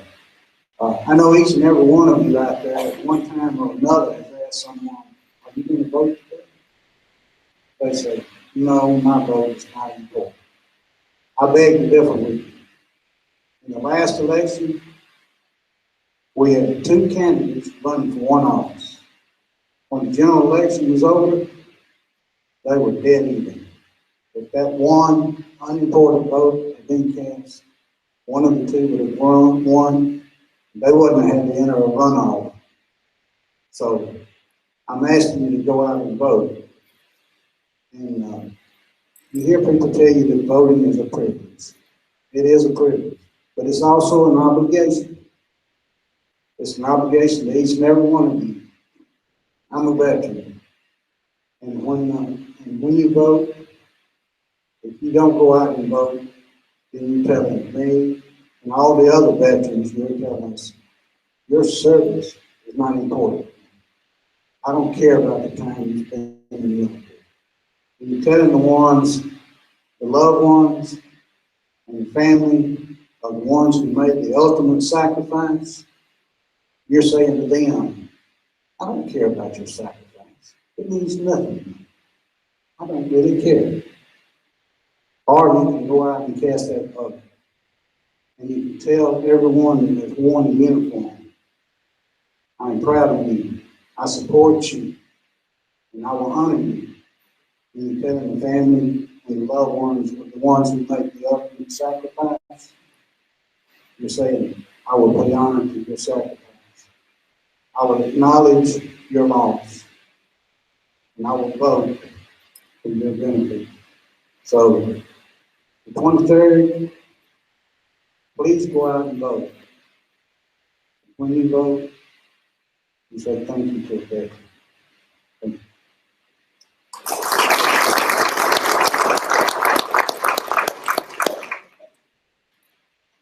We will now hear closing statements from the candidates for District 6, beginning with Jason Coleman.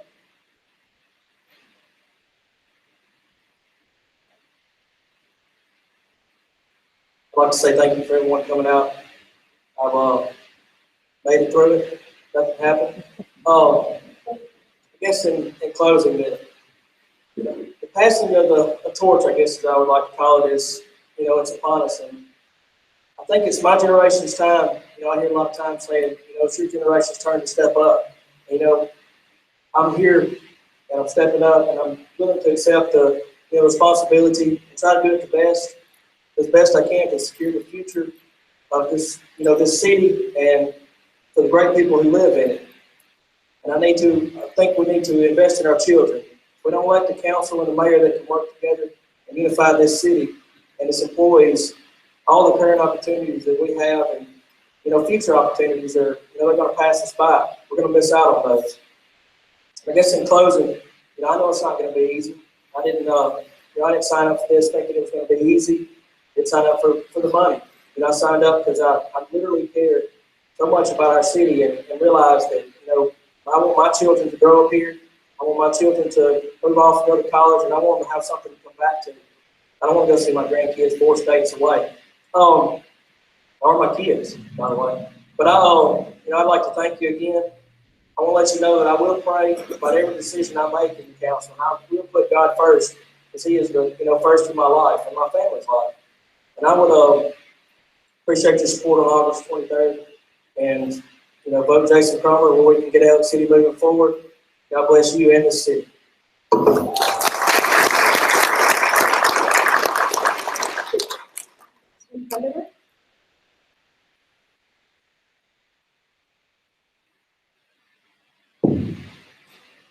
Thank you.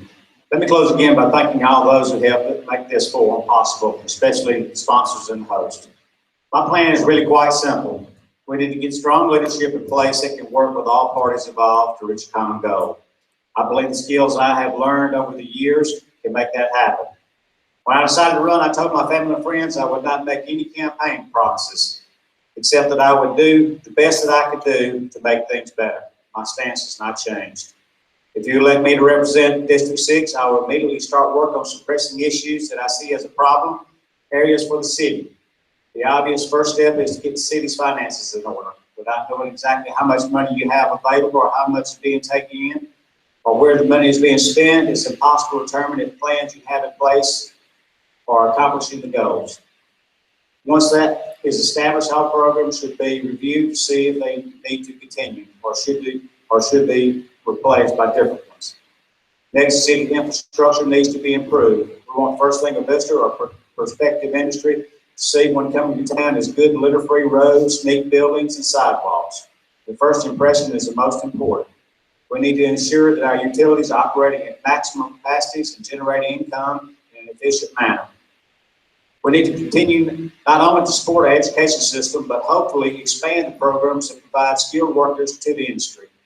And attracting those industries is a top priority, since our revenue base depends so heavily on the taxes of industry pays, utilities those industries use, and the money those industries' employees spend at our retail locations throughout the city. And we must take advantage of the tourism dollar, not only for our lake visitors, but sports tournaments and concerts that bring the crowds of people that stay in our hotels, shop in our stores, and eat in our restaurants. Jazz Festival brings in people from across the South each year, and we should explore similar events to attract those out-of-town visitors. These are not pie-in-the-sky ideas.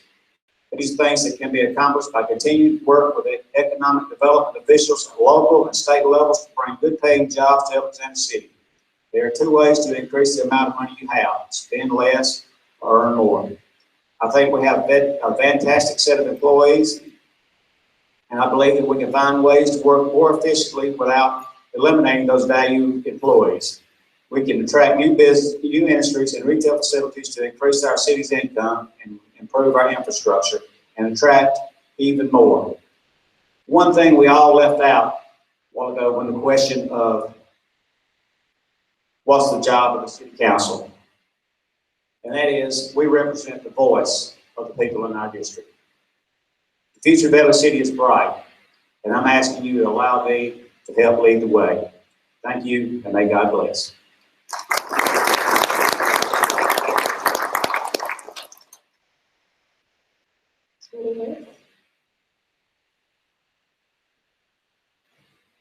I would like to thank you for being concerned about our city government tonight, and to everyone for coming out. In my closing, I want to say that Alexander City cannot continue to think the same, act the same, or perform the same way, and believe that we will grow and prosper. We need strong, unified leadership. Right now, I, along with many other citizens, see our city government divided. We must come together as a team with a common goal. Become a united city government that listens and respects one another. Work extremely hard to get our finances in order. Be determined to create a balanced budget in a timely manner. Come up with new strategies to create job growth. And there are many other goals that we need to sit down and work out toward that will meet the needs of you, the citizens of Alexander City. We have the potential and the resources to not only meet these goals, but to exceed these goals. We just need a strong leadership team in our city government that will work to make these goals a reality. We already have wonderful people, such as good and honest employees in our city, who I will stand behind and support. We have a great school system that has outstanding athletics with a beautiful complex called the Sportsplex. Then we also have one of the most beautiful lakes in the country that people from everywhere come to enjoy. I believe that Alexander City also has great churches led by great pastors that have upstanding values. I know that we have the most wonderful people in the world living in Alexander City. So I am concerned about how we have come to be in the place that we're at today in our city government. I know that with the right people in the right positions, Alexander City can be turned around toward a brighter future. As your councilman in District 6, I will be honest, transparent, fair, willing, dedicated to work hard for you, the citizens, and assist in your needs for the best of my ability. I will do my best to bring unity to the city government and make decisions based on Christian and moral values in the attempt to make our city better for all generations. Vote Tony Harris, August the 23rd. May God bless Alexander City.